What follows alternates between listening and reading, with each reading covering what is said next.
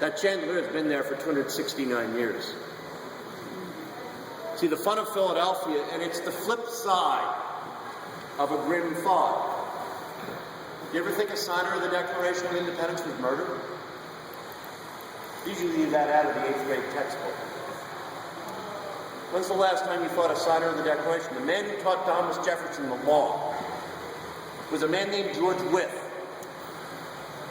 George Wythe was a bachelor, but being a very successful lawyer, he's rich, but he has no direct heir. He does, however, have a nephew who is a bit of a drunk and a gambler, who's already gone through his own family's inheritance. George Wythe, well, he's named his nephew as his heir, but he's got a long way to go. His nephew, by the way, needs the money now, not sometime in the future. His nephew gets himself invited to a family gathering, and he poisons the stew.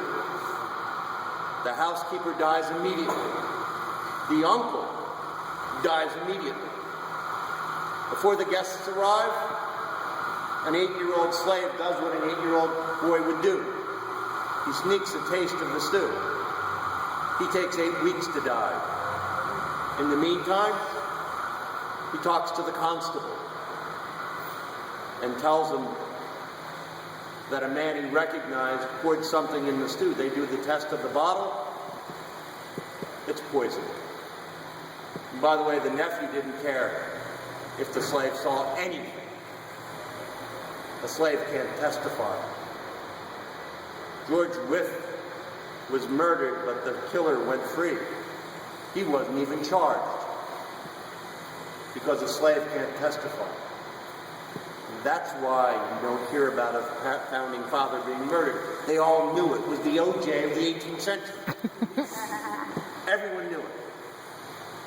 But they won't prosecute because he can't.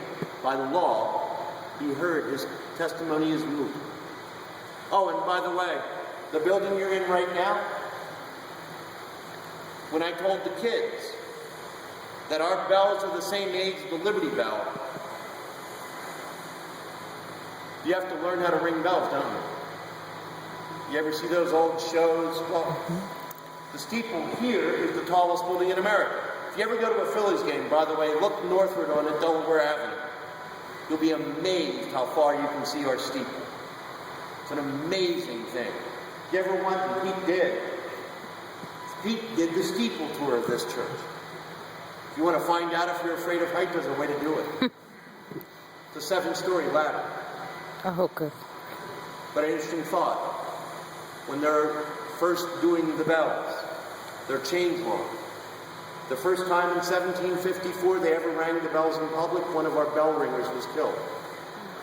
You have to know when to let go. He fell 170 feet straight down. Last September, when we had the bell ringing class here, I walked past the guy who was teaching.